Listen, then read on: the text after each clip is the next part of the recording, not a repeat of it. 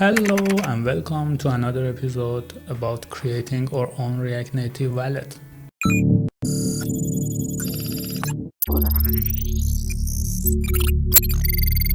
In this episode, we are going to connect to our getTransactions API that I explained in the last video. This episode mostly focuses on the front end. So let's see a demo of what we have created, and then I'm going to explain to you how to do that. Let's see. As you see here, I have created the dashboard and I have done some changes here. Let's close the app so we see it better. If I try to run the app again,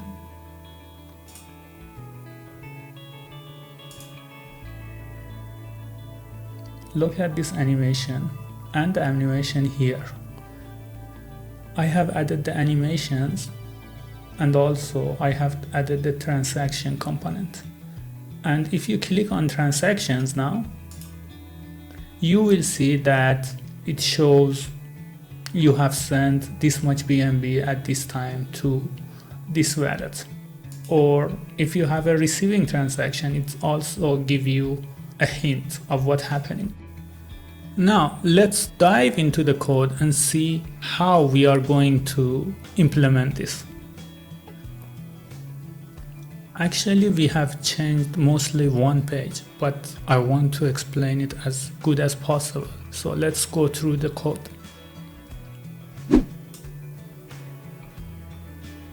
Okay, before this, you see that we have the use authenticated fetch and we call the get wallet. And now this time, we are going to use the same function but for getTransactions API. And this one gives us a transaction data and fetch transaction data. What I want you to understand here, I have 3 use effects this time. Before I had only one. One use effect is to fetch the information. And as you see here, it only runs first time the component mounts, because we don't want to call this API a lot. We just want to fetch the wallet data once and fetch the transactions also once.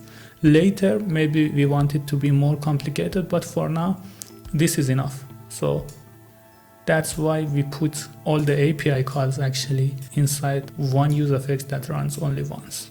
Then for wallet data and transaction data, we have separate use effects. Why is that? Because when we fire an API, we don't know when it returns, but our animation needs to run exactly before we update our UI. So that's why we are not using one use effect. We are using 2 use effects. And what we do in each use effect is actually really similar. First, we parse the transaction data. So for example, if it's a wallet data, then we use get wallet response. For other one, if transactions data, then we use transaction full schema. These are just the response that will back from our backend. Transaction schema is a little more complicated.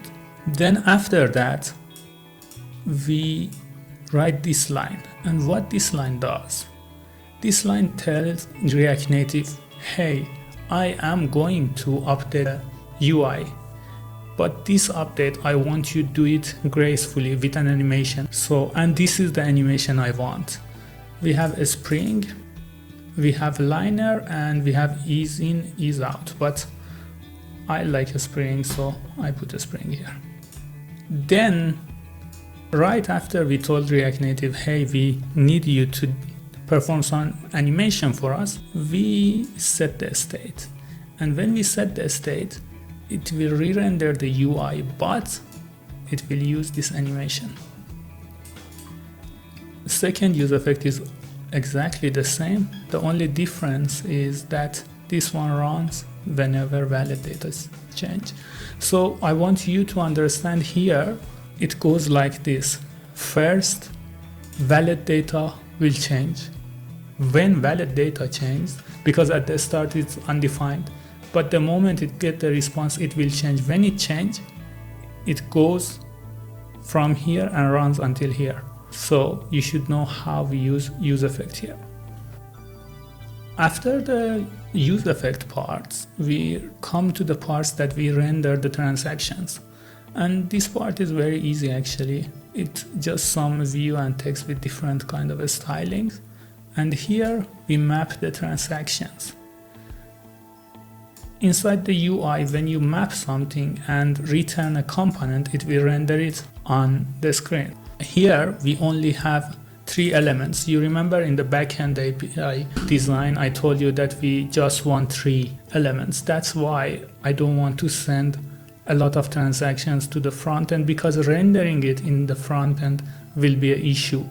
Now, because we only have 3 transactions, we can easily use map, and we are not building this wallet for using in production. We are building this wallet to learn how to code. So because we have 3 transactions, using the map will be fine. But if we have more transactions, imagine we have 50 transactions or 100 transactions, at that time we need to use pagination, and at the same time we use things like flat list and flash list that was created by Shopify, I think, for React Native. I will create a video about flash list later, but for now you should know that mapping is fine here because we have only 3 elements. So as you see here, I map it transaction component, and because we have 3 elements, it will create 3 transaction components here, as you see, like this. I need to explain this part. Actually, this is not a good practice to use index here, because whenever React Native re-render this, index will stay the same, and maybe in some situation we have the keys that are same inside the array. But later we will fix this, but for now let it be like this. Okay, now let's go to the transaction component and see how this one is created. This component is really similar to the balance component. It just have different styling and different props. So first we use the set error message here also. So as you see here, we are using set error message here, and set error message, we use it in show details, that we create that error that we give to the user. Actually, it's not error, it's information, but we need to change this name later. But for now, it's good enough. It tells the user what is happening about this transaction. So here, as you see, I have a touchable opacity, some views, image, and the only thing that I did here, it's using one image, one arrow image with different styling. So if I show you this one,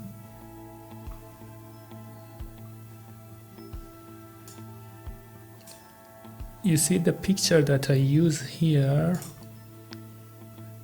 it's an arrow to the top and it's red. But for transactions that is like we receive the money, I want to show an arrow that point to the bottom and it's green because we received. So to change this to that kind of arrow, I use the styling here. As you see, I just use a transform, rotate it 180 degrees and make it green.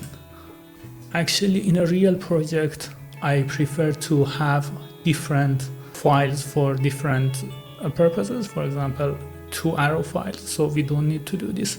But I just want to show you how powerful CSS is actually, and you can do a lot of things with it.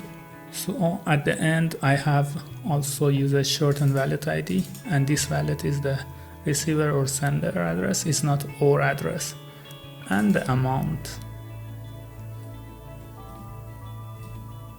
So let's go to the main flow container. These 3 was there, I explained them in the other video that I created before. The only part here is that we render the transactions here, and that's end of the story. It will render here and we can easily see them, and when we click on them, it shows us the info message that we plan to see. Okay, this is the end of this video, and we were able to connect to our transactions API from the React Native and render them and animate them. As always, I will leave the link in the description. You can easily check it out and see the code. You can easily also run it. Thank you very much for watching. See you in the next